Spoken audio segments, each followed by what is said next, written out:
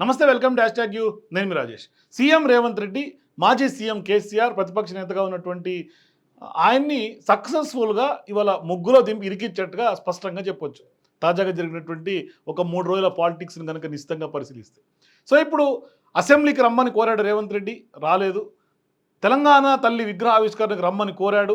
ఏకంగా మంత్రి పొన్నం ప్రభాకర్ రెడ్డి ఇన్విటేషన్ ఇచ్చాడు, అయినా రాలేదు. సో ఎందుకు రాలేకపోతున్నారు అసెంబ్లీకి కానీ, తెలంగాణ తల్లి విగ్రహ ప్రతిష్టాపన కార్యక్రమానికి కానీ, ఆ అన్వీలింగ్ సెరమనీకి ఎందుకు రాలేకపోయారు? మీకు తెలిసినటువంటి అభిప్రాయాల్ని కేసీఆర్ ఎందుకు రాలేరో మీరు కామెంట్స్ రూపంలో తెలియజేయండి. అయితే ఇక్కడ సీన్ కట్ చేస్తే దీంట్లో పొలిటికల్ ఈక్వేషన్స్ పెద్ద ఎత్తున కనిపిస్తున్నాయి.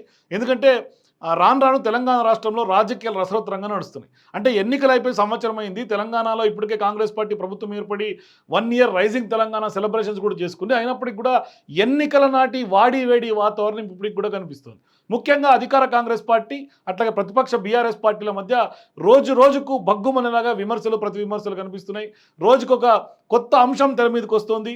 అయితే ఇక్కడ రెండు కూడా ఢీ అంటే ఢీ అనుకునే పరిస్థితులే కనిపిస్తున్నాయి. మరోవైపు సోషల్ మీడియాలో కూడా కొంత పెద్ద ఎత్తున వార్కి తెరలేస్తున్నటువంటి పరిస్థితి. ఈ క్రమంలో అసెంబ్లీ సమావేశాలు ప్రారంభమైతే అంతకు ముందే రేవంత్ రెడ్డి ఖచ్చితంగా కూడా కేసీఆర్ రమ్మని కోరాడు పలు సందర్భాల్లో కూడా. అయితే ప్రధాన ప్రతిపక్ష నేత పాత్ర పోషించాల్సినటువంటి కేసీఆర్ మరోసారి డుమ్మా కొట్టడం, ఇప్పుడు దీనిపైన రాష్ట్ర వ్యాప్తంగా పెద్ద ఎత్తున చర్చకు దారితీసినటువంటి పొలిటికల్ సినారియో. అంటే రాష్ట్రంలో కాంగ్రెస్ ప్రభుత్వం కొలువుదీరి ఏడాది పూర్తి చేసుకుంది. 10 ఏళ్ల పాటు రాష్ట్రాన్ని బీఆర్ఎస్ నేతలు పాలించారు.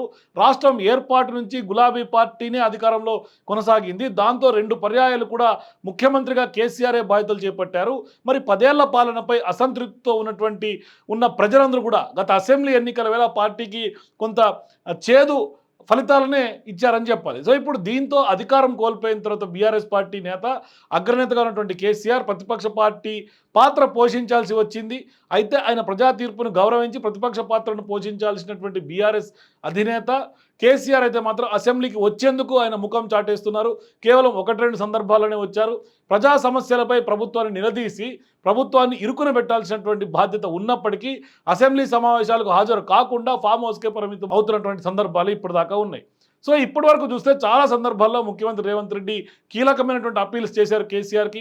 సీనియర్ నాయకుడైనటువంటి మీరు అసెంబ్లీకి వచ్చి తమకు సూచనలు ఇవ్వాలని కూడా ఆఖరికి వేడుకున్నటువంటి పరిస్థితి. తమ పాలనను ముందుకు నడిపించాలని కోరారు. విలువైనటువంటి సూచనలతో ప్రజల సమస్యలను మరింత దూరం చేయొచ్చంటూ కూడా చెప్పారు.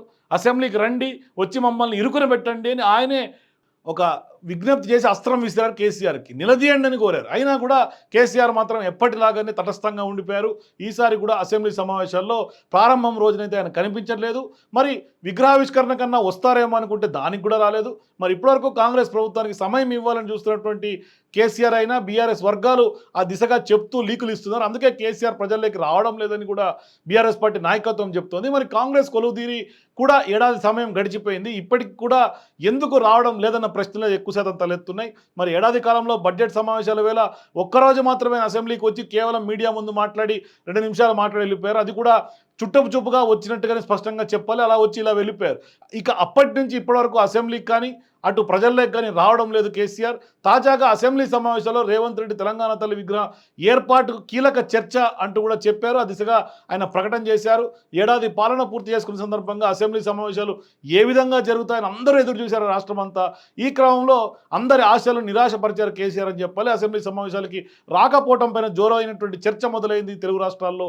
మరోవైపు కేసీఆర్ ఎప్పుడు అసెంబ్లీకి వస్తారనేది మాత్రం ఒక రకమైనటువంటి సస్పెన్స్ ఇప్పటికీ కూడా కొనసాగుతుంది. మళ్ళీ సోమవారానికి అసెంబ్లీ వాయిదా పడినటువంటి నేపథ్యంలో ఎప్పుడు వస్తారు, ఎప్పుడు దుమ్ము దులుపుదామన్నట్టుగా రేవంత్ ఎదురు చూస్తున్నట్లుగా అర్థమవుతుంది. కానీ రేవంత్ రెడ్డికి మాజీ ముఖ్యమంత్రి కేసీఆర్ ఈసారి కూడా ఆ ఛాన్స్ ఇచ్చేటట్టుగా అయితే కనిపించట్లేదు. ముందు ఆయన అసెంబ్లీ సమావేశాలకు వస్తారా రారా అన్నది మాత్రం కొంత అనుమానంగానే కనిపిస్తుంది. సో మీరు కూడా కేసీఆర్ మరొకసారి అసెంబ్లీకి వస్తారా రారా? మరి రేవంత్ రెడ్డి వ్యూహాత్మకంగా కేసీఆర్ని మొగ్గులో దింపాలని ప్రయత్నం చేసినప్పటికీ కేసీఆర్ ఆ వ్యూహాన్ని తిప్పికొట్టారా? ఏం జరుగుతుందో తెలంగాణ రాజకీయాల్లో మీ అభిప్రాయాలను కామెంట్ సెక్షన్ తెలియజేయండి. For more videos please watch #.